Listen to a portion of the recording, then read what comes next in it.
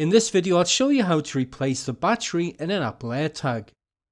Turn the AirTag so that the back is facing you, and then using your thumbs to apply pressure, rotate the back case anti-clockwise. If you find it slipping, use a rubber band or a jar opener between your thumbs and the case. Now the case should easily lift off and you can remove the battery. Drop the new battery into place with the shiny positive side facing up. You'll see that the back case has 3 tabs.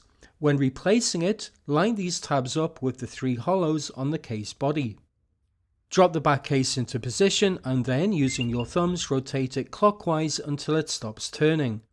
You'll hear the AirTag make a chime noise as it recognizes the new battery.